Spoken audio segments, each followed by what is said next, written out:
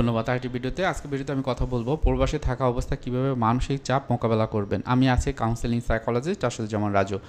মানসিক চাপ আমাদের ফিজিক্যাল বিভিন্ন রকমের ইলনেস হয়, বিভিন্ন রকমের প্রবলেম হয়, সেই চাপের মতোই বা সেই যে কষ্টগুলো এই শারীরিক কষ্টের মতোই কিন্তু হয়ে থাকে।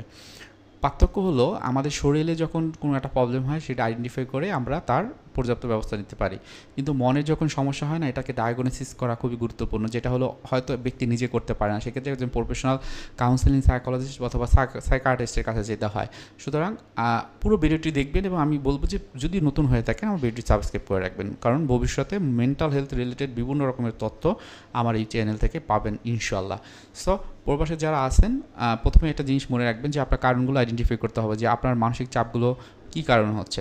অনেক ক্ষেত্রে দেখা যায় মানসিক চাপগুলো কারণের ভিতরে সাংস্কৃতিক যে একটা কারণ, অথবা আমরা বলি সাংস্কৃতিক শখ, অর্থাৎ ওই সংস্কৃতিতে গিয়ে সেখানে মানিয়ে নেওয়া একটা কঠিন হয়ে যায়।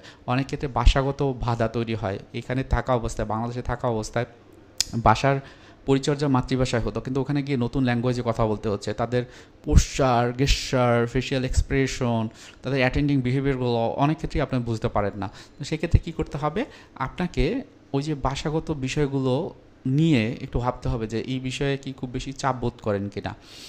সো অনেকের ক্ষেত্রে যেটা হয় একাকিত্ব বোধ, এই নতুন একটা জায়গায় গিয়েছে এবং একা লাগছে, কাজ করি, সব কিছুই করতেছি, মুভি দেখি, তারপর একাকিত্ব লাগে। সেই একাকিত্বটা কী, অনেক সময় আমাদের বায়োলজিক্যাল একটা নিড আছে, আমার পার্টনার যারা আছে তার কাছ থেকে একটু আদর চাই, একটু টাচ চাই।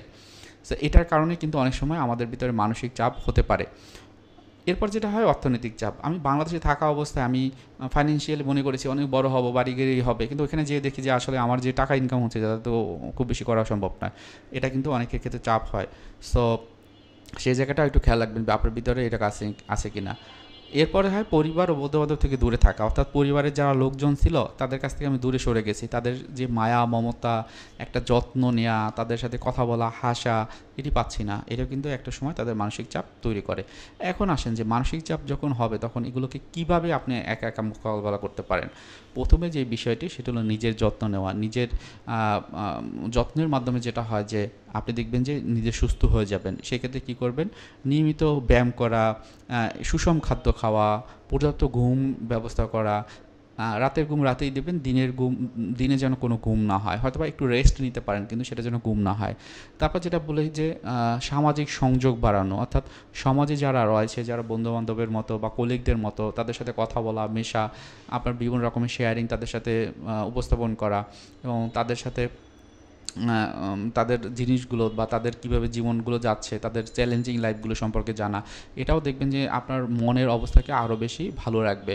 এবং অনেক বেশি সমস্যা হলে মানসিক স্বাস্থ্য বা পেশাজীবী যারা রয়েছেন আমাদের মতো তাদের কাছ থেকেও আপনার চিকিৎসা নিতে পারেন। এখন চিকিৎসা নেওয়াটা খুবই সহজ, আপনারা অনলাইনের মাধ্যমে নিতে পারেন। একজন প্রফেশনাল কাউন্সেলিং সাইকোলজিস্টের কাছ থেকে আপনার প্রবলেমগুলো শেয়ার করতে পারেন এবং নিয়মিত মেডিটেশন বা যোগ ব্যায়াম করতে পারেন। আপনার ইয়োগা যেটাকে বলা হয় বা মেডিটেশন করা, এই নিয়ে অনেকগুলো ভিডিও রয়েছে, সেটা আপনারা দেখতে পারেন আমার এই চ্যানেলের মাধ্যমে। নতুন সংস্কৃতির সাথে খাপ খাওয়ানোর যে একটু চেষ্টা করতে পারেন। কোনো বিষয়ে একটু প্রবলেম হলে কোনো বন্ধুবান্ধব থাকলে তার সাথে একটু শেয়ার করতে পারেন, তারা কীভাবে এটাকে মেনটেন করছে, কীভাবে এটাকে ভালো রাখছে, সেটি কিন্তু আপনি তাদের কাছ থেকে জানতে পারেন। পরিবার এবং পরিজন যারা রয়েছেন আমরা বলবো নিয়মিত আপনি একটু ফোন দিবেন। আপনি যতই ব্যস্ত থাকেন বা যা কিছুই করেন না কেন তারা কেমন আছে, অন্তত আপনি যেমনই থাকেন না কেন এটা একটু জানার চেষ্টা করবেন। তাহলে দেখবেন আপনি নিজেও ভালো থাকতে পারবেন।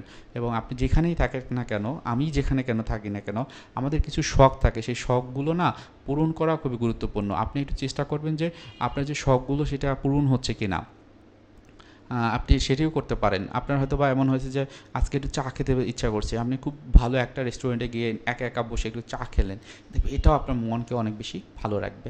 তো মোটামুটি এই বিষয়গুলো আপনারা একটু খেয়াল রাখতে পারেন, তাহলে আশা রাখবো যে আপনারা ভালো থাকতে পারবেন। তাছাড়া এরপরও যদি কোনো রকমের প্রবলেম হয় আপনারা আমাকে জানাতে পারেন কমেন্টের মাধ্যমে, আমি আপনাদেরকে সাহায্য করবো জায়গাগুলোতে আসলে আপনারা কী করতে পারেন।